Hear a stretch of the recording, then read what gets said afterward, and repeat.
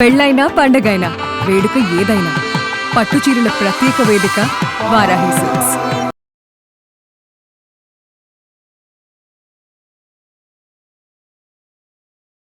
నమస్తే. సుమన్ టీవీ సగర్వంగా నిర్మిస్తున్నటువంటి కార్యక్రమం పద్మవ్యూహం.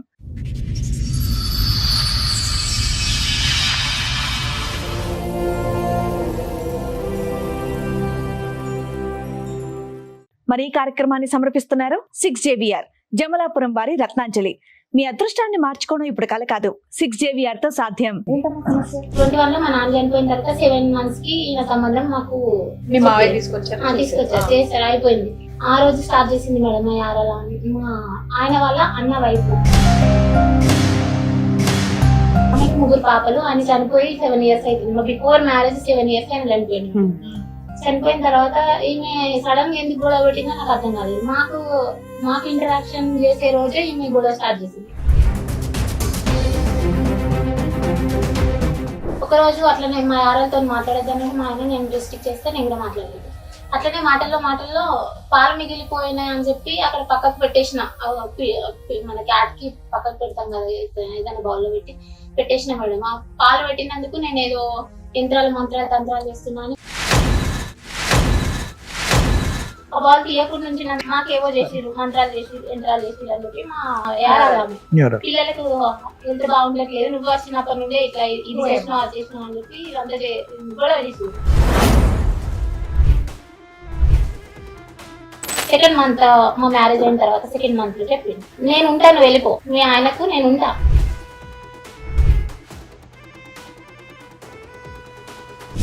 నేను అనేది అదే, ఆవిడ డే 1 నుంచి ఎందుకు గొడవ పడుతుందంటే మీ హస్బెండ్ కి ఆవిడకి ఏమన్నా ఫ్రెండ్షిప్ బాగా ఉందా అని. మరి ఏమి ఇట్లా అంటుంది కదా, నీకు డైరెక్ట్ గా చెప్తుంది, నువ్వు ఇక్కడనే ఉన్నావు నీకు ఎదురుగా, నేను నీకు ఉంటా అని చెప్తుంది. నన్ను మా పుట్టింటికి వెళ్ళిపో అని చెప్పి డైరెక్ట్ మాట్లాడుతుంది. నువ్వేం సైలెంట్ ఉంటావు ఏంటి అని చెప్పి నేను ఆయన అడిగి నాన్న 2 దెబ్బలేసి లోపలికి పంపించేసి.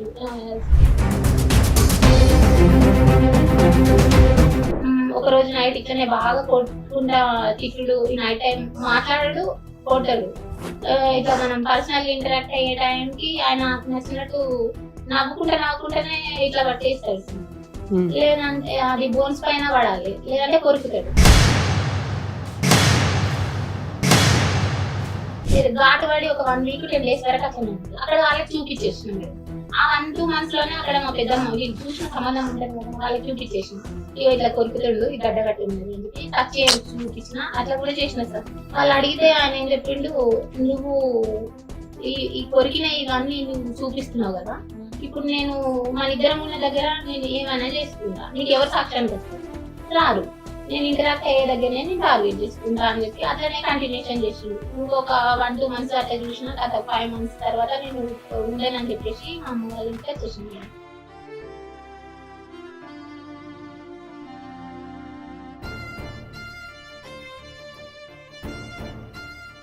సార్, మేడం మౌనిక గారు ఒక సమస్యతో ఇక్కడ రావడం జరిగింది. ఆవిడ సమస్య ఏంటో అడిగి.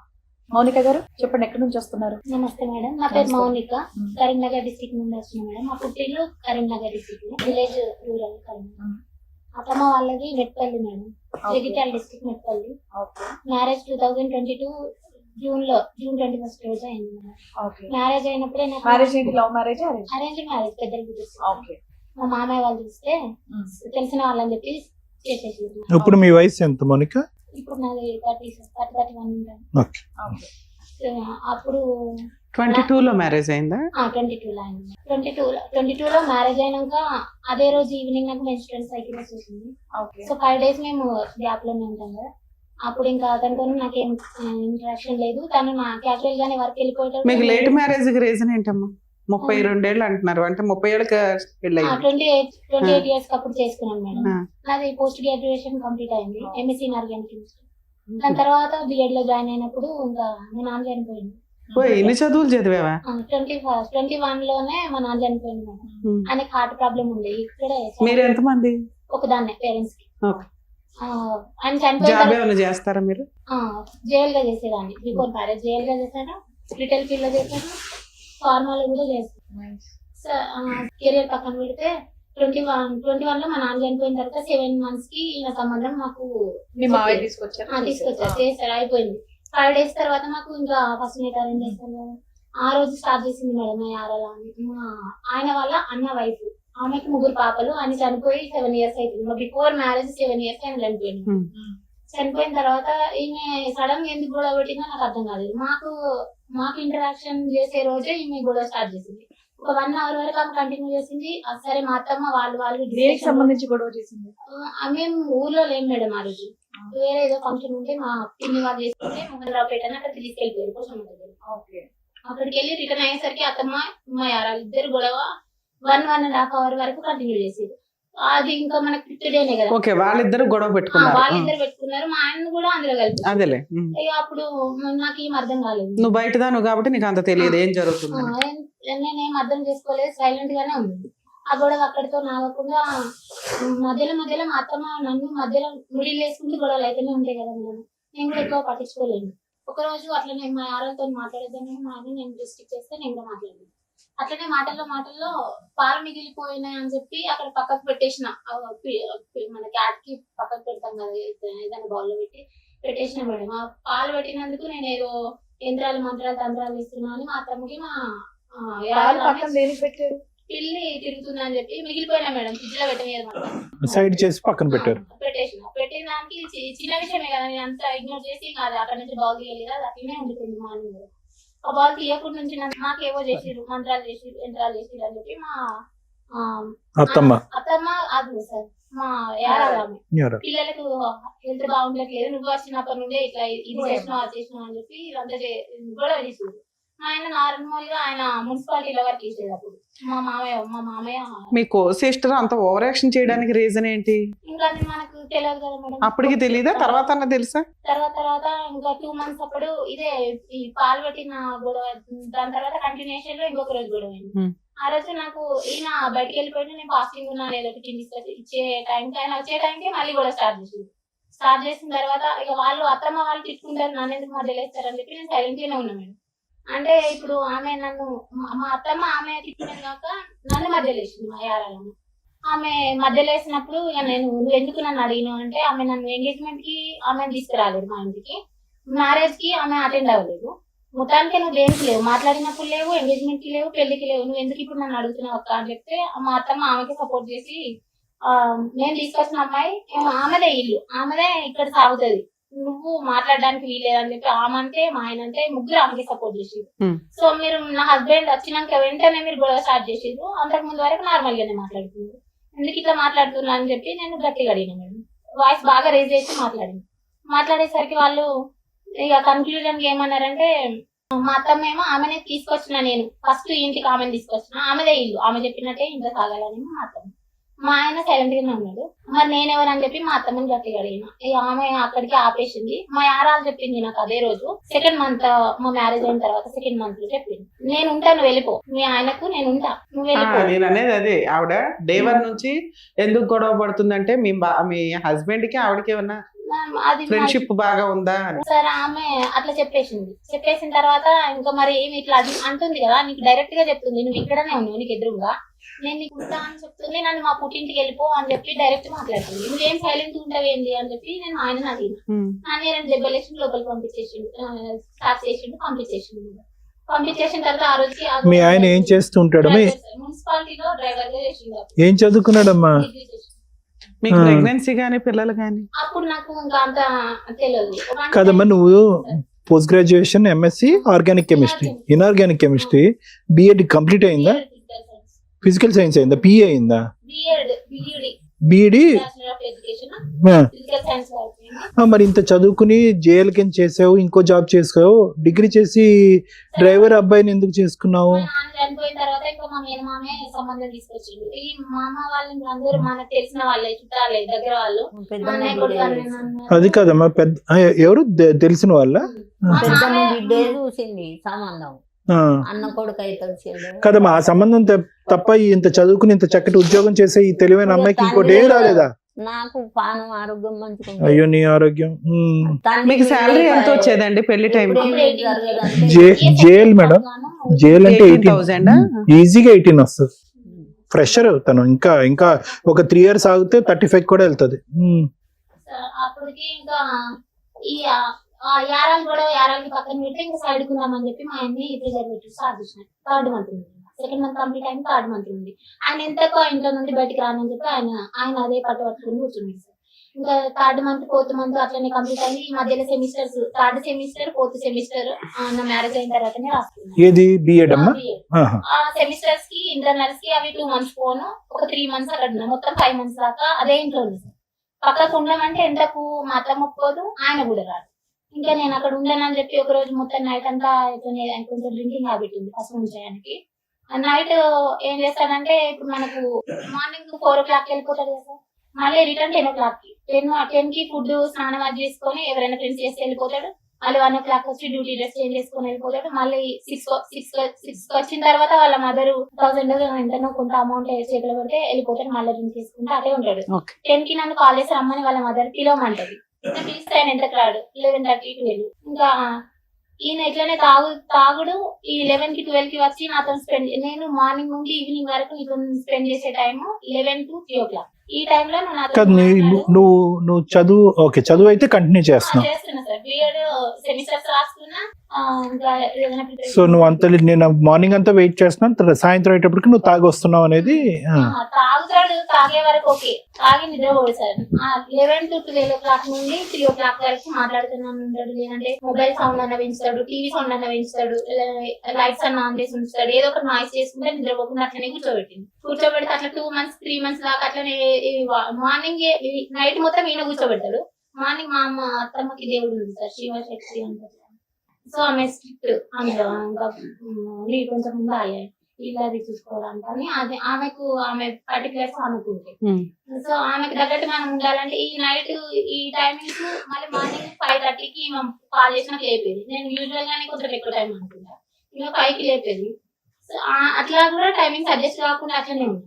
మళ్ళీ మార్నింగ్ 5 o'clock వేసినా ఈమె పోయేంత వరకు అట్లనే ఉండాలి. మళ్ళీ ఈయన 10కి వచ్చే వరకు మొత్తానికి మేలుకొనే ఉండాలి. మార్నింగ్ ఉండాలి, డే టైం ఉండాలి, నైట్ టైం ఉండాలి. ఇట్లా 2 months చేసిన తర్వాత నాకు రెగ్యులర్ సైకిల్స్ లో ఉండేది, మెన్స్ట్రువల్ సైకిల్స్. పీసీఓడి అటాక్ అయింది. ఇట్లా పీసీఓడి అటాక్ అయిన తర్వాత 2 times మిస్క్యారేజ్ అయింది అక్కడ ఇంటి దగ్గర ఉన్నప్పుడు. అది నేను కన్ఫర్మ్ ఎందుకు చెప్తున్నా అంటే మేడం, మనకు కిట్స్ ఉంటాయి కదా యూటిలిటీ చేసుకుంటే పార్షియల్ లైన్స్ ఒకసారి, నార్మల్ లైన్స్ ఒకసారి, 2 సార్లు చూపించింది. హాస్పిటల్కి వెళ్లే లోపే కదా మిస్క్యారేజ్ అయిపోవడం ఇట్లా అయిపోయింది. ఇంకా నేను ఇంట్లో ఉండనని చెప్పి ఒక రోజు నైట్ ఇట్లనే బాగా కొట్టుకుంటా తిట్టుడు, ఈ నైట్ టైం మాట్లాడాడు, కొట్టాడు. ఇట్లా మనం పర్సనల్ ఇంటరాక్ట్ అయ్యే టైంకి ఆయన నచ్చినట్టు నవ్వుకుంటానే ఇట్లా పట్టేస్తాడు. లేదంటే అది బోన్స్ పైన పడాలి, లేదంటే కొరుకుతాడు. కొరికితే ఘాటు పడి ఒక 1 week 10 days వరకు అసలు అక్కడ వాళ్ళకి చూపించేసిన మేడం. ఆ 1-2 months లోనే అక్కడ మా పెద్దమ్మ వీళ్ళు చూసిన సంబంధం ఉంటుంది కదా, వాళ్ళకి చూపించేసిన. ఇట్లా కొరుకుతాడు, ఈ గడ్డ కట్టి ఉన్నది అని చెప్పి టచ్ చూపించిన. అట్లా కూడా చేసిన సార్. చేసినప్పుడు వాళ్ళు ఏం చేసారు, ఇప్పుడు ఉండద్దని ఆయన బయట అడిగినట. బయట అడిగితే ఒక దగ్గర ఆపి వాళ్ళు నేనత్త వరుస ఆయనకు నా పెద్దమ్మ వాళ్ళు అడిగితే ఆయన ఏం చెప్పిండు, నువ్వు ఈ కొరికిన ఇవన్నీ నువ్వు చూపిస్తున్నావు కదా, ఇప్పుడు నేను మన ఇద్దరం ఉన్న దగ్గర నేను ఏమైనా చేసుకుంటా, నీకు ఎవరు సాక్ష్యానికి వస్తారు? రారు. నేను ఇంటరాక్ట్ అయ్యే దగ్గరనే నేను టార్గెట్ చేసుకుంటా అని చెప్పి అట్లనే కంటిన్యూషన్ చేసిండు. ఇంకొక 1-2 months అట్లా చూసిన. తర్వాత 5 months తర్వాత నేను ఉండనని చెప్పేసి మా అమ్మ వాళ్ళ ఇంటికి వచ్చేసింది. సపరేట్ ఉండను. ఎప్పుడు వచ్చావు మా అమ్మ దగ్గరికి? ఎప్పుడు వచ్చావు? December last year? లేదు సార్, 22 లో మ్యారేజ్ అయింది కదా, 22 December లోనే, జూన్ లో అయింది మ్యారేజ్. 6 months కే వచ్చేసావు? 6 months అంటే ఇంకా సెమిస్టర్స్ పోను 3-4 months అప్పుడే వచ్చేసిన తర్వాత సపరేట్ ఉంటేనే వస్తా అని నేను ఉండేనని ఆయన. అప్పుడప్పుడు మంత్లీ ఒకసారి 2 సార్లు 3 సార్లు అట్లా వస్తుండే పోతుంది. ఇంకా అతని రెస్పాన్సిబిలిటీస్ అతనే తీసుకుంటాడు, నాది మొత్తం మా మదర్ తీసుకుంటాడు. అతను వచ్చి 10 days ఉన్నా, 20 days ఉన్నా, 1 month ఉన్నా, 2 days ఉన్నా, 1 day ఉన్నా ఈమెనే తీసుకోవాలి. ఈమె పరిస్థితి ఏంటిదంటే ఏది మీ ఇంటికి వచ్చి ఉండేవాడు, సపరేట్ ఫ్యామిలీ ఇంకా పెట్టలేదు. అలా ఎప్పటిదాకా వచ్చాడు మీ ఇంటికి? 24 వరకు మేడం. 2 years. నువ్వు ఎందుకు 2 years ఎంటర్టైన్ చేసావు? తను తీసుకెళ్తా అని వస్తాడు.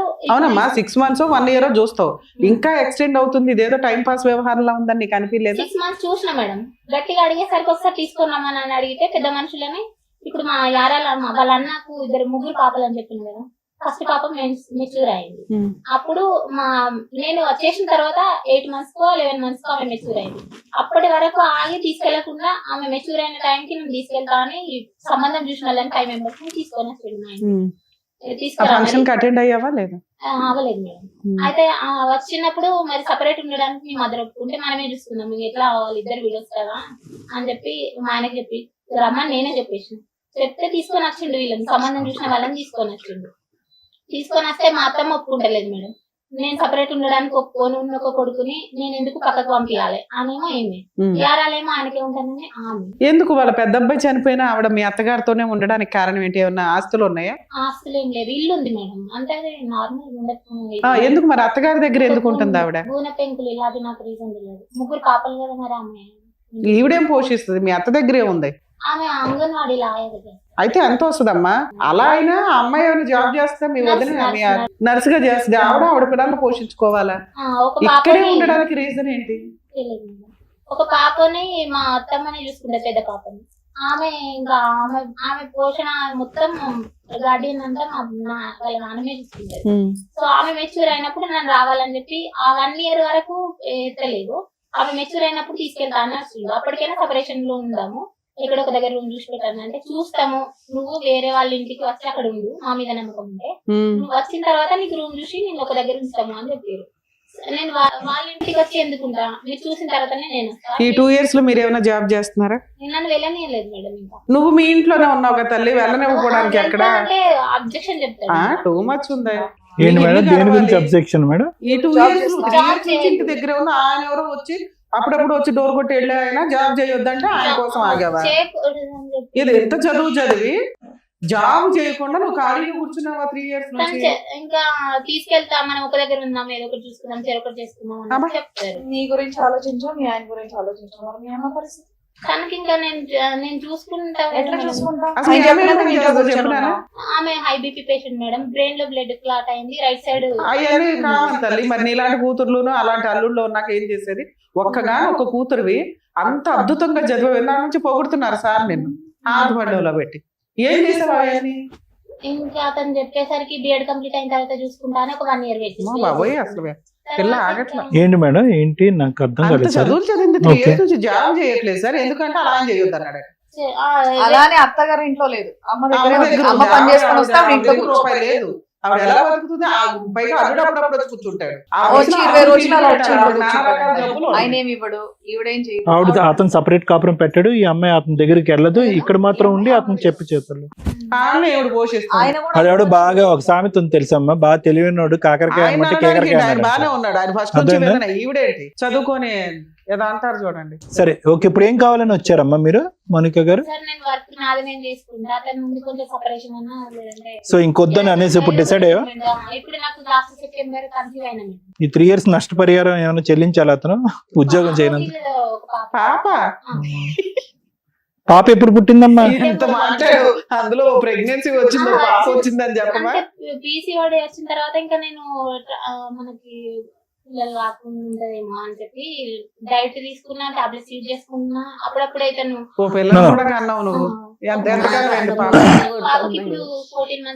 I don't accept that reason Monica. ఒక రీజన్ అయితే నేను యాక్సెప్ట్ చేయను. 3 years పాటు భర్త వద్దు అన్నాడని చెప్పి నువ్వు ఉద్యోగం మానేసి ఇంట్లో కూర్చున్నావు అనేది అంత నమ్మసక్యంగా నాకు అనిపించట్లేదు. There must be some other reason. ఇంకేం రీజన్? పాపం చూసుకుంటూ ఉండిపోయావా? ఎందుకంటే ఆ విధంగా ప్రవర్తించి కుక్క కంటే మించిన కరిచేసినటువంటి ఒక వ్యక్తికి దగ్గర నేను సపరేట్ గా కాపురం పెడతాను అన్నావు. సపరేట్ గా కాపురం పెట్టడం అంటే ఇంకొద్దిగా ఎక్కువ కరుస్తాడు అంతే కదా తాగొచ్చి. సో అక్కడ కూడా నీకు సెక్యూరిటీ లేదు. అలాంటి వ్యక్తి ఆ విధంగా అరిచి కుక్కలాగా అరిచి కరిచేటటువంటి వ్యక్తి దగ్గరగా వద్దు నువ్వు ఉద్యోగం మానే అంటే మానేస్తావా? నువ్వు అంత తెలివైన అమ్మాయి. I don't think so that is the reason. అది కాదు రీజన్. సో ఈ లొకేషన్ నుంచి అంటే అమ్మ దగ్గరికి వెళ్ళిపోయావు. సో అక్కడ జాబ్ ఆపర్చునిటీస్ లేవు. అదేలే నీ ఒక డబుల్ పీజీ క్వాలిఫికేషన్స్ లేవు కాబట్టి నువ్వు చేయలేదు. అతను మానేమన్నాడు అని ఎందుకంటావు? నీకు నిజంగా సిటీలో ఉండి అవకాశం ఉండి అతను మానేమంటే మానేసి ఉండేదను మరి. సరే నువ్వు రిమోట్ సరే ఏరియాకి నాన్న, మీరు వెళ్ళిపో. ఆల్రెడీ చదువుకున్నారు, మీకు ఒక నాలెడ్జ్ ఉంది. ఒకవేళ అతను వదిలేయాలంటే ఒక నిమిషం పని 2 చేయదు. నిమిషాలు. ఆడవాళ్ళు తలుచుకుంటే చాలా ఈజీ. డైరెక్ట్ గా ఒక అడ్వకేట్ ని కలిసి కరీంనగర్ లో డైవర్స్ పిటిషన్ వేస్తే అయిపోయే. నీ జాబ్ నువ్వు పిల్లని ఆవిడ మధ్యలో చూసుకుంటది.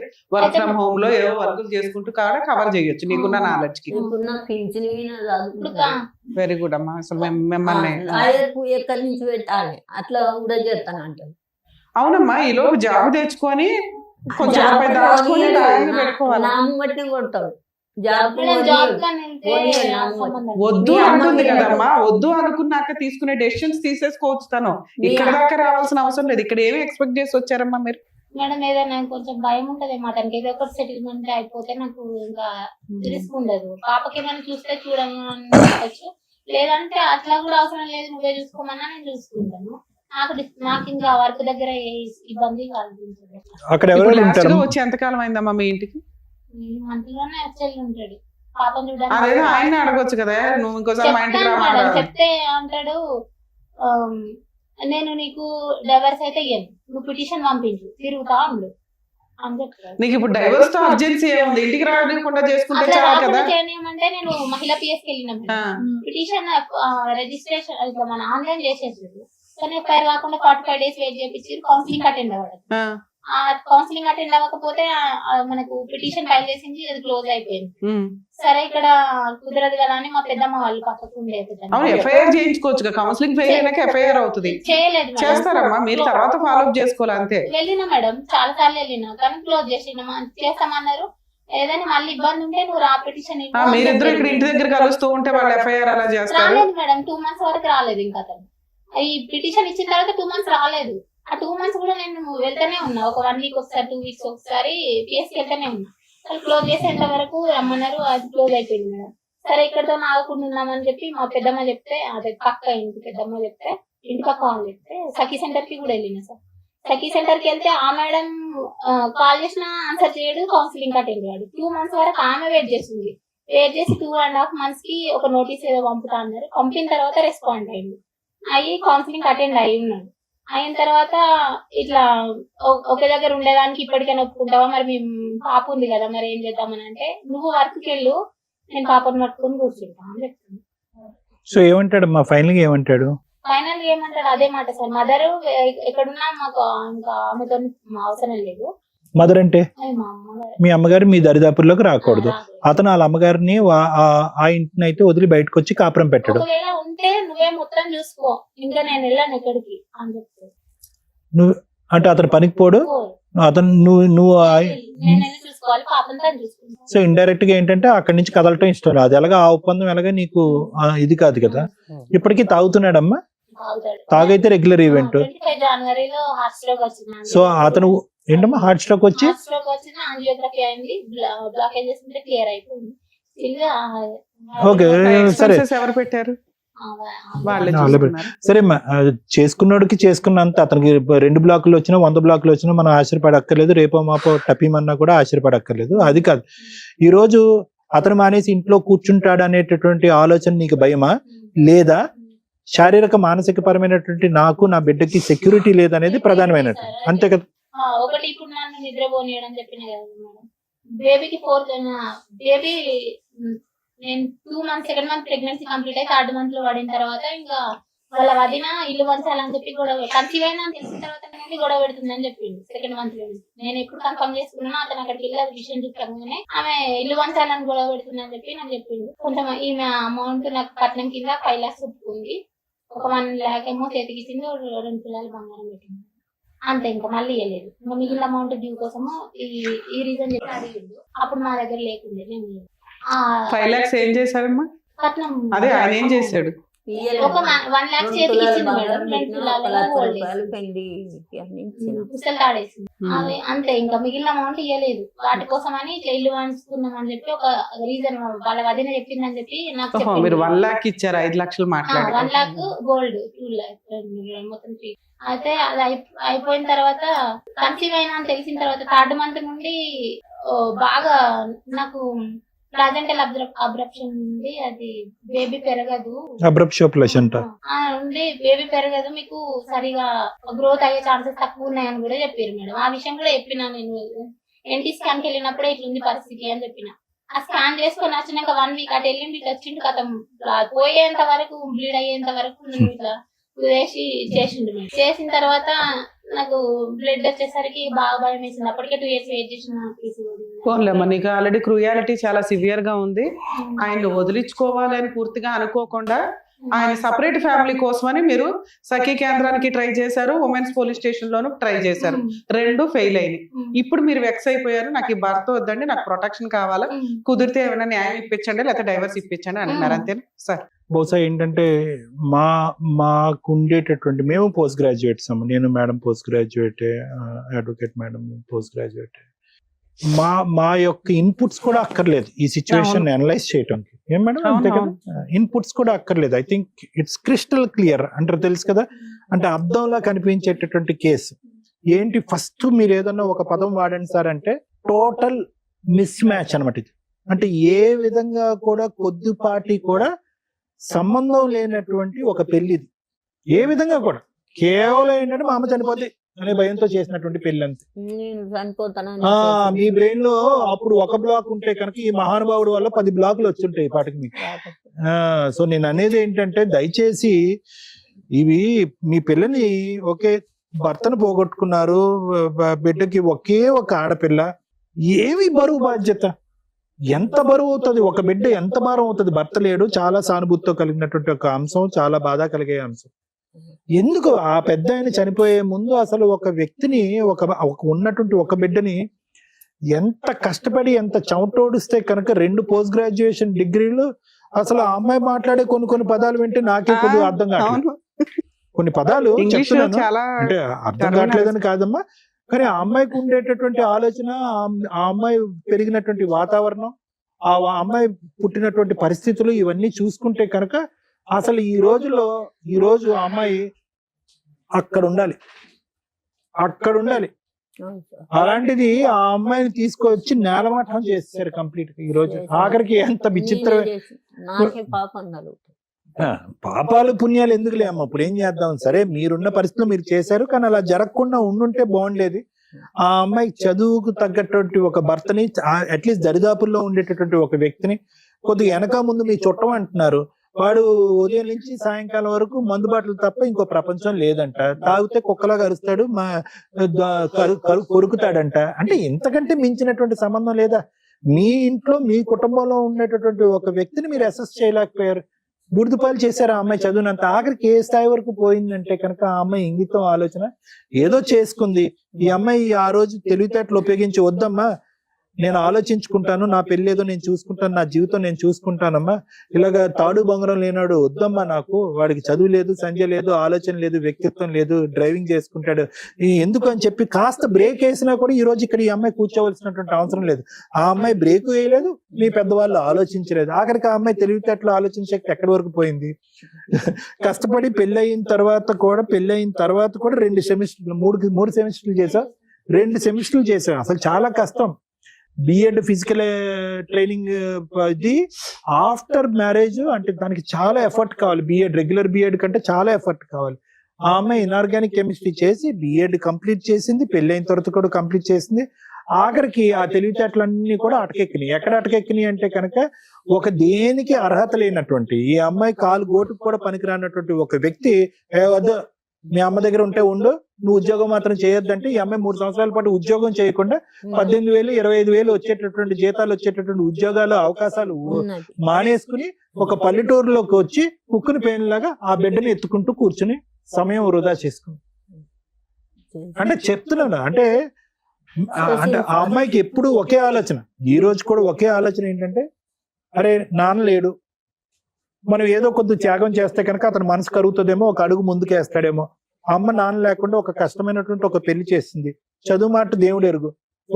అప్పటికైనా మనసు కరిగి నేను ఉద్యోగం మానేసి నేను ఎంత త్యాగం చేస్తున్నాను అనేటటువంటి అతనికి చూపెడితే కనుక ఏ రోజన్నా వచ్చి నన్ను తీసుకుపోతాడంటే కనుక అతను మెడకేస్తే కాలకేస్తే మెడకేస్తున్నాడు. ఏమంటాడు, నువ్వు వచ్చి ఉండేటట్టయితే ఇక్కడే ఉండు, నేను అన్ని మానేసుకుని నేను ఇంట్లో కూర్చుంటాను, నువ్వు నన్ను పోషించు, నన్ను ఉద్ధరించాను అంటాడు.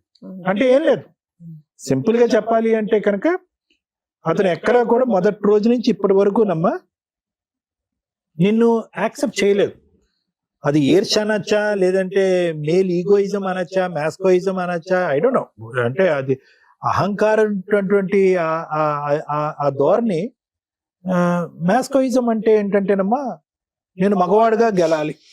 ఓకే, మ్యాస్కోయిజం అంటే మేల్ మ్యాస్కోయిజం అంటే నేను మగవాడుగా గెలవాలి, నేను నా భార్య కేవలం నన్ను శారీరకంగా సంతృప్తి పెట్టడం గురించే, నేను అన్నప్పుడు వెళ్ళాలి, పని చేసుకోవాలి, వద్దన్నప్పుడు ఇంట్లో కూర్చోవాలి, ప్రశ్నించేటటువంటి దమ్ము ధైర్యం ఉండదు. మగపిల్లడు అంటే మగపిల్లడు కనాలి, ఆడపిల్ల అంటే ఆడపిల్ల కనాలి, ఎదురుదాడి చేస్తే కనుక వెళ్ళి నేను కరుస్తాను, కొడతాను, చంపుతాను. ఇవన్నీ క్వాలిటీస్ అక్కడ ఉన్నాయి. అంటే ఏం లేదు, నీ యొక్క ఎదుగుదల, నీ యొక్క క్వాలిఫికేషన్స్, పెళ్లికి వచ్చినటువంటి వాళ్ళు కానీ, ఊరోళ్ళు కానీ, వాళ్ళు కానీ ఎవరన్నా అడుగుతారు కదా, మరి ఏంట్రా బెల్లె భారీ దొరికిందిరా, నీకు గొప్ప అదృష్టవంతుడురా, నువ్వు నీకు నోరిస్తే అక్షరం ఒక రాదు, లేదంటే నువ్వు ఏదో చేసుకుంటున్నావు, నీకు అలాంటి ఇవన్నీ వినేటప్పటికి అతనికి ఏంటంటే ఏదో గెలుపు పొందాలి. ఆ గెలుపు అతనికి ఎక్కడ వస్తుందంటే ఆ ఇంట్లో వస్తుంది. ఆ ఇంట్లో వాళ్ళు ఏంటంటే అతను పోషించి, మామూలుగా అతను తాగితే కనుక ఇదిగోనయ్యో 1000 రూపాయలు, ఇదేంటి ఒక పెగ్గ వేసావు, ఇంకో 2 పెగ్గలు వేయి అని చెప్పి ఆ విధంగా పోషించేటటువంటి ఆ వాతావరణంలో నువ్వేం చేసావంటే కనుక వద్దొద్దు, నేను భార్య, నేను అక్కడ పడలేకపోతున్నాను, నేను వినలేకపోతున్నాను, చూడలేకపోతున్నాను, కాబట్టి నువ్వు నాతో పాటు వచ్చేసి మనం విడికాపురం పెట్టుకుందాం. దాని పైపెచ్చి ఏంటంటే నీ బ్రెయిన్ లో ఇంకొకటి ఉంది కదా, యారాల స్టోరీ ఉంది కదా, ఉండమ్మా, యారాల స్టోరీ ఉంది కదా. ఇవన్నీటప్పటికి డిమాండ్ చేసేటప్పటికి అతనికి ఉక్కిరి బిక్కిరి అయిపోయారు, స్వర్గం నుంచి నరకం నుంచి పిలుస్తున్నట్టుంది. అందులో అతని ఆలోచనలు ఏంటంటే నీ ఎదుగు, నీ యొక్క స్థాయి అది అసలు నచ్చట్లేదు. అది అందరూ మాట్లాడుకుంటున్నారు, పెళ్లికి వచ్చిన వాళ్ళు మాట్లాడుకుంటున్నారు, ఊరువాడ అందరూ మాట్లాడుకుంటున్నారు. ఇప్పుడు కంప్లీట్ గా వచ్చేస్తే కనుక ఎలా ఉంటుందంటే కనుక ఇల్లరికం వెళ్ళిపోయిన అల్లుళ్ళలాగా అతను ఫీల్ అవటం మొదలుపెట్టి, నేను ఎక్కడ వస్తాను, నేను అసలు రాను, నువ్వు ఏమైనా చేసుకో అని చెప్పి ఇంకా విపరీతమైనటువంటి ధోరణి చూస్తున్నాడు. కాబట్టి ఇదేంటంటే ఏ విధంగా మాట్లాడుకుని ఇంకో గంట సేపు దీని యొక్క పూర్వపరాలు తవ్వి మాట్లాడుకున్నా కూడా పూర్తిగా 210% మిస్ మ్యాచ్ మ్యారేజ్, చాలా దురదృష్టకరమైన మ్యారేజ్. కానీ నాకు ఈ రోజు ఇక్కడ కూర్చున్న తర్వాత సంతోషం కలిగేటటువంటి ఒక్క అంశం ఏంటో తెలుసమ్మా, దమ్ము ధైర్యంతో కూర్చున్నాను ఇక్కడ. అది నచ్చింది మేడం. నిజంగా కూడా అమ్మాయి ఎక్కడ కూడా, సార్ నా మ్యారేజ్ ఏంటి సార్, నాకు ఎంత అన్యాయం అయిపోతుంది, నా జీవితం అయిపోయింది, పెటాకులు అయిపోయింది ఏంటి అనేటటువంటిది. బహుశా ఈ పాటికే ఆ బాధలన్నీ చూసేసి ఆ ఏడుపులు ఏడ్చేసి ఇక్కడ కూర్చున్నావో నాకు తెలియదు, కానీ ఒక కాన్ఫిడెన్స్ అయితే కనిపిస్తుంది. నీకు జరిగినటువంటి అన్యాయం ప్రతి మొక్క వివరంగా చెప్పుకునేటటువంటి ధైర్యం ఉంది. నా కాళ్ళ మీద నేను నిలబడకుండా, ఆఫ్టర్ ఆల్ గా వాడు వచ్చినా రాకపోయినా నాకు అనవసరం అండి, కట్ చేయండి, నీట్ గా కట్ చేసి అతనికి గుడ్ బై చెప్పేటటువంటి విధంగా నాకు న్యాయం చేయండి అని చెప్పి నువ్వు ఉన్నావు చూడు. ఇది చాలా మంది ఆడపిల్లలు నేర్చుకోవాల్సింది. అంటే నీ దగ్గర నుంచి ఆలోచించవలసింది, నేర్చుకోవాల్సింది చాలా ఉన్నాయమ్మా. నీలాంటి ఆడపిల్లల్ని ఈ స్థాయి వరకు చదివించి పప్పులో కాలేయకుండా ఉండేదానికి అలాంటి తల్లిదండ్రులు నేర్చుకోవాల్సింది చాలా ఉన్నాయి. అంత తెలివితేటలు ఉన్నా కూడా అంత శాడిస్ట్ భర్త ఈ శిలాశాస్త్రం చేసి ఇది గీత అని గీసిన తర్వాత నీలాంటి ఆడపిల్లలు లొంగిపోతున్నారు చూడు. అది ఎందుకు లొంగిపోకుండా ఉండాలి అనేది కూడా నీ దగ్గర నుంచి నేర్చుకోవాల్సినటువంటి అవసరం ఉంది.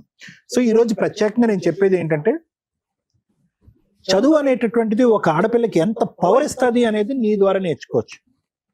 నువ్వు ఎందుకు ఇంత కాన్ఫిడెంట్ గా మాట్లాడుతున్నావు అంటే కనుక ఏదో ఒక్కతే ఆడపిల్ల మీ వెనకట్లు ఏవో ఉన్నాయి అనేది కాదు.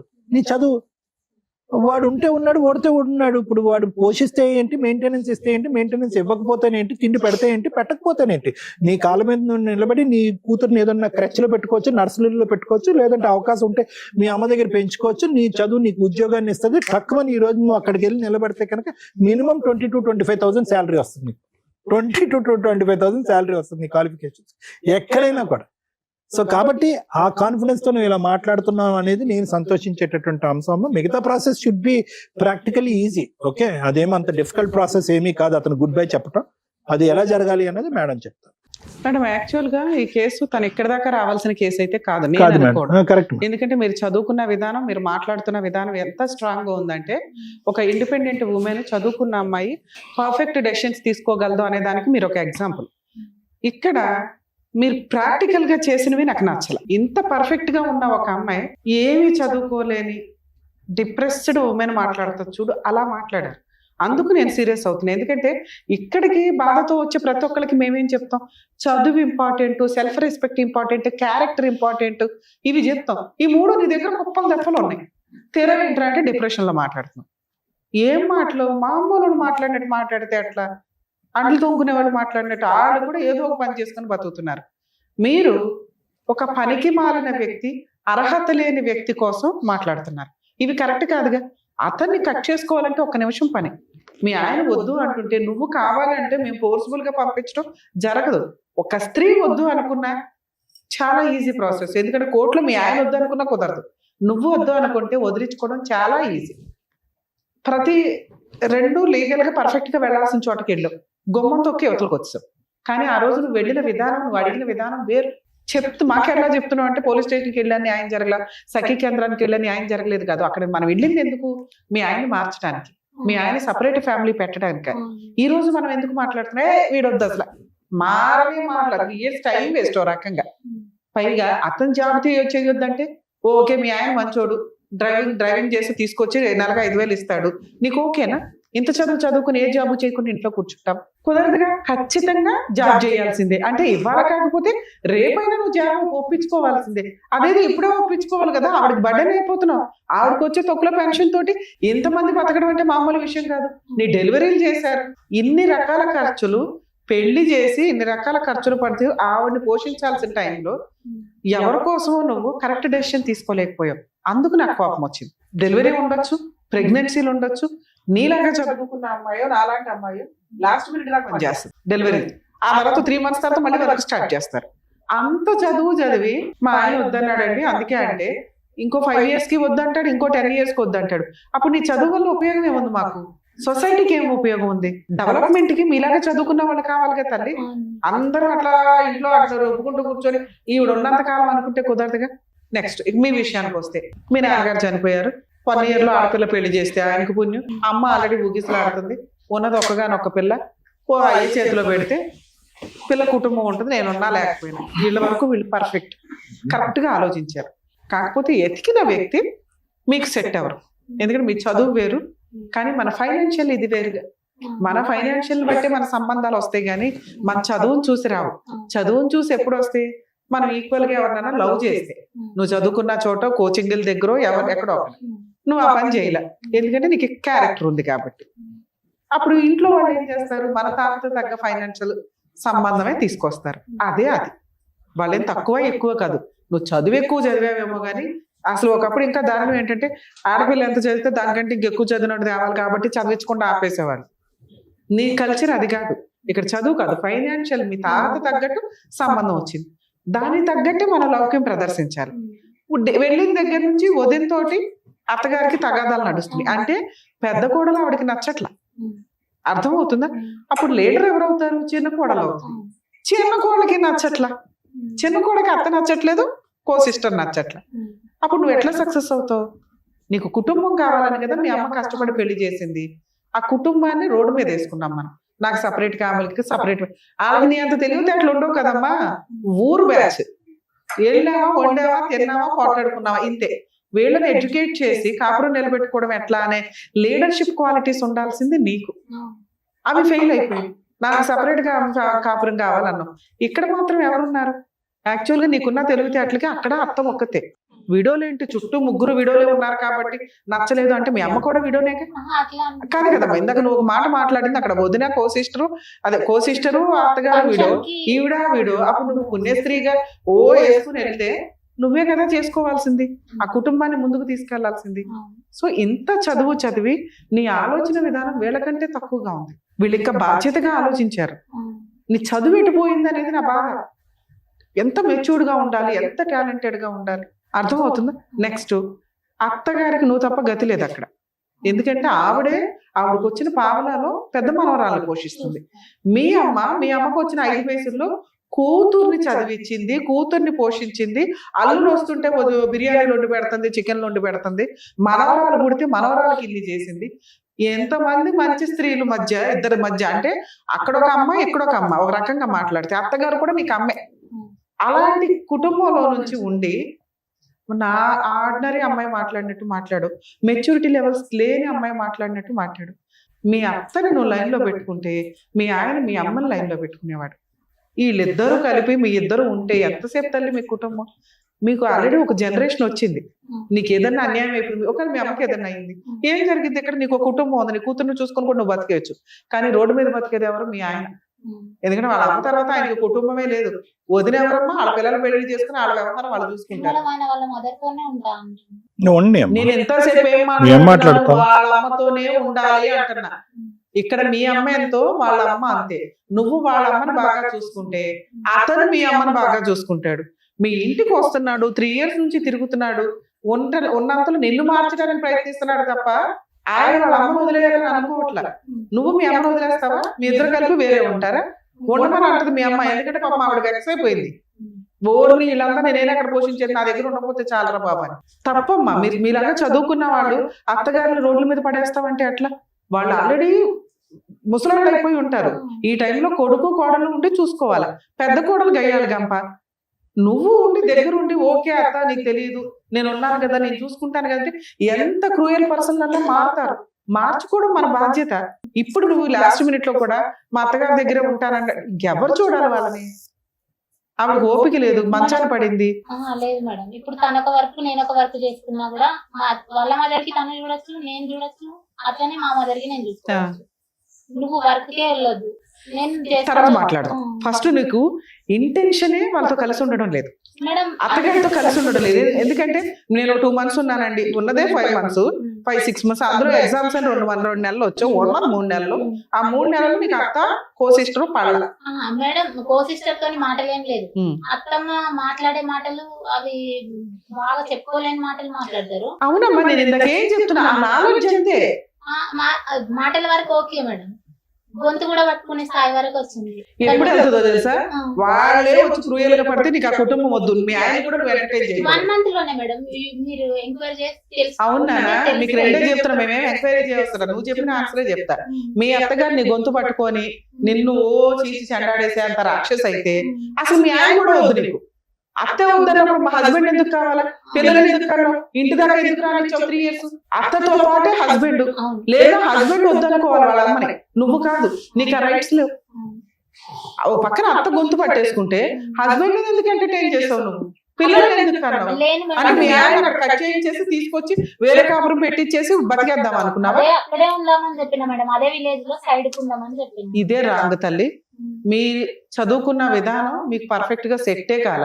కనీసం కాపురం నిలబెట్టుకోవడానికి మీ చదువు పనికిరాదని నాకు ఇప్పుడు అర్థమైంది. రెండోది జాబ్ గురించి. మీ హస్బెండ్ జాబ్ వద్దు అంటే మానేశావు అంటేనే చాలా హేళనగా ఉంది. మీరు నాకు ఆ పాయింట్స్ ఎందుకు నచ్చలేదు అంటే, మీరు చదువుకున్న విధానంలో అంతుంది, నాలెడ్జ్ విధానంలో, కాపురం నిలబెట్టుకునే విధానంలో, అత్తగారితో ఉండడం విధానంలో, భర్తని అండర్స్టాండ్ చేసుకునే విధానంలో 0. ఎదురు అత్తగారు వద్దు అనుకొని భర్తని ఇంటికి రానిచ్చి పిల్లలు కానీ ప్రెగ్నెన్సీ తెచ్చుకొని దాని 15 నెలలు వచ్చింది. ఇప్పుడు మీ ఆయన బ్లేమ్ చేస్తున్నావు, మా ఆయన జాబ్ చేయొద్దు అన్నాడని. ఇందా నుంచి నేను గింజుకునే పాయింట్ ఏంటి? మీ ఆయన ఇప్పుడు వద్దన్నాడు చెయ్యు, ఇంకో 2 ఏళ్ళకు వద్దంటాడు చెయ్యు, ఇంకో 5 ఏళ్ళకు వద్దంటాడు చెయ్యు. అప్పుడు నీ చదువు ఎందుకు? నాన్న తీసుకోవడానికి పనికిరాదు. అర్థమవుతుందా? మారండి. చదువుకు ఒక వాల్యూ ఉంది తల్లి, దాని పరువు తీయకండి. అందరికి ఇంత చదువు రాదు. నీకు వచ్చిన చదువు నువ్వు కాపురం నిలబెట్టుకోవడానికి ఉపయోగపడాలా, మీ అమ్మని నెత్తి మీద పెట్టుకొని చూసుకోవడానికి ఉపయోగపడాలా, ఆవిడకంటే బాగా మీ అత్తగారిని నెత్తి మీద పెట్టుకోవాలి, ఆవిడ విలనైనా కూడా. ఎందుకంటే ఒక అబ్బాయిని కానీ నీకు భర్తగా ఇచ్చింది, ఆ అబ్బాయి జీవితకాలం నీతో ఉండాల్సిన వ్యక్తి. అలాంటి వ్యక్తిని కన్నా తల్లిని రోడ్డు మీద పడేస్తానంటే ఎట్లా? ఆవిడ రాక్షసి. మార్చుకో కుదిరితే. ఆవిడ వద్దు అంటే మీ ఆయన కూడా నీకు వద్దు, గుర్తుపెట్టుకో. మా ఆయన కావాలండి అనేది వద్దు. ఓకే? ఇప్పుడు నువ్వు ఆల్రెడీ పోలీస్ స్టేషన్కి వెళ్ళి మా ఆయన కావాలని ఫెయిల్యూర్ అయ్యావు చూసావా? ఇప్పుడు ఆ ప్రాసెస్ వద్దు. ఇప్పుడు నువ్వు ఇంటికి వెళ్ళి ఆలోచించుకో, మీరు కరెక్ట్ డెసిషన్ తీసుకోవడానికి ఈ స్టేజ్ ఉపయోగపడుతుందని నా ఆశ. మీ అత్తగారు వద్దు అనుకుంటే నువ్వు, మీ ఆయన కూడా వద్దు, ఇది ఫిక్స్. ఓకే? ఇప్పుడు నువ్వు చేయాల్సిన పని, మీ ఆయన ఇంటికి రానివ్వకుండా చేయండి. ఫోన్ నెంబర్స్ ఇవన్నీ బ్లాక్ చేయండి. ఇమీడియట్ గా పోలీస్ స్టేషన్కి వెళ్ళి కంప్లైంట్ ఫైల్ చేయండి, మీ అత్తగారి మీద, మీ ఆయన మీద, మీ కో సిస్టర్ మీద. ఎందుకంటే మీరు అందరూ కలిపే ఉన్నారు కదా, ఇలా హింసించారండి, నాకు అవసరం. 2-3 కౌన్సిలింగ్స్ జరుగుతాయి. ఒకప్పుడు కౌన్సిలింగ్ కాపురం నిలబెట్టడానికి, ఇప్పుడు కౌన్సిలింగ్ నిలబడితే నిలబడింది, నిలబడకపోతే ఏమైనా సెటిల్మెంట్ చేసుకుంటారా అని అడగడానికి. సెటిల్మెంట్ అవ్వలేదు, అతను కౌన్సిలింగ్కి రాలా, FIR రిజిస్టర్ అవుతుంది, అవ్వని. ఒక్కసారి నువ్వు పోలీస్ స్టేషన్లో కంప్లైంట్ ఇచ్చినాక ఫోర్స్ఫుల్ గా నీ ఇంట్లోకి వచ్చే రైట్స్ మీ ఆయనకి లేవు. నువ్వు రానియకపోతే, నువ్వు ఇంట్లోకి రానిచ్చుకొని అక్కడికి వెళ్ళి కేసు న్యాయం జరగలేదని అనకండి. ఎందుకంటే మీరిద్దరు కలిసి ఉంటే లీగల్ గా కేసులు ఎంటర్టైన్ అవ్వు. కేసు FIR అవుతుంది, నీకు సగం వరకు పోలీసులు ఉంటారు, మిగతా సగం పబ్లిక్ ప్రాసిక్యూటర్ ఉంటారు. ఇందాక మీ అమ్మగారు బాధపడ్డారు, అడ్వకేట్లు అనే వాళ్ళు ఉండరు, ఇందులో ఫీజులు ఉండవు, ఫ్రీ సర్వీస్. ఈ పని చేయండి. తర్వాత సఖీ కేంద్రం కూడా మీకు ఐడియా ఉంది. సఖీ కేంద్రానికి వెళ్ళి డొమెస్టిక్ వైలెన్స్ యాక్ట్ ప్రకారం ఒక కేసు వేయి. అప్పుడు కూడా అదే చెప్పు, అమ్మ మీరు 498 వేసాను, అతను కౌన్సిలింగ్ కి రాలేదు, డివిసి యాక్ట్ ప్రకారం నా పిల్లకి నాకు మెయింటెనెన్స్ ఇప్పించండి, ప్రొటెక్షన్ ఇప్పించండి, మాకు ఆల్రెడీ డౌరీ ఎంత ఇచ్చాము, గోల్డ్ ఎంత పెట్టాము, మా సామాన్ మాకు ఇప్పించండి, పనిష్మెంట్ ఇవ్వండి. ఈ 4 డివిసి కేసులు అడిగే హక్కు నీకుంది. సఖీ కేంద్రంలో నీకు ఫ్రీగా గవర్నమెంట్ అడ్వకేట్ ని ప్రొవైడ్ చేస్తారు. మీరు ఫ్రీ లీగల్ కూడా అడిగే హక్కు ఉంది. నేను మెయింటెనెన్స్ కేసు విడిగా వేయమని చెప్పట్లా. డివిసి కోర్టు సఖీ కేంద్రానికి వెళ్ళి ఫ్రీ లీగల్ అడ్వకేట్ ని అరేంజ్ చేసుకొని ఈ కేసు వేస్తే 4 కేసులతో సమానం. ఈ 2 వేసి మీ పని మీరు చేసుకుంటూ ఉండండి. మీ ఆయన మీ దగ్గరికి రాడు. ఈ 2 కేసులు తిరుగుతూ ఉండగా ఒక 1 year కో 6 months కో సెటిల్మెంట్కి వస్తాడు. మ్యూచువల్ డైవర్స్కి వెళ్ళు, ఒక 1 year తర్వాత డైవర్స్ కేసు. ఇక్కడ నీకు ఇంకో డౌట్ రావచ్చు, మేడం మరి నా పిల్ల అని తీసుకెళ్లిపోతాడా? సొంత తండ్రి తీసుకెళ్లినా అది కిడ్నాప్ కేసు కింద లెక్క. పిల్లల్ని తండ్రి తీసుకెళ్లడం కుదరదు. చూడాలి అనుకుంటే అతను కోర్టులో ఒక కేసు వేస్తే 1 year కో 1.5 year కో విజిటేషన్ రైట్స్ మాత్రం వస్తాయి. అర్థమవుతుందా? ఇది నా రిక్వెస్ట్. మీరు చదువుకున్నారు కాబట్టి ఈ వేలో ఫాలో అయ్యి వెళ్తే ఈ లోపు నువ్వు జాబ్ చూసుకుంటే ఫ్రీగా మీ అమ్మగారు అడ్వకేట్కి రూపాయి ఇవ్వాల్సిన అవసరం లేకుండా ఇప్పుడు మీకు ఇది ఎక్స్ప్లెయిన్ చేశారు. పోలీస్ స్టేషన్ ఫ్రీ సర్వీసే, సఖీ కేంద్రం ఫ్రీ సర్వీసే. డైవర్స్ కేసు అనేది తర్వాత ఆలోచించుకుందరు కానీ ఇది బెస్ట్ నాన్న. అది ఓకే, జాగ్రత్త. నమస్తే. Thank you so much Thank you. Thank you so much madam. Mounika గారు మిమ్మల్ని నమ్ముకొని వచ్చినందుకు, ఆవిడకి ఇవ్వాల్సినటువంటి క్లారిఫికేషన్ అందుకు థ్యాంక్స్ లాట్. మరో కథతో మళ్ళీ కలుద్దాం.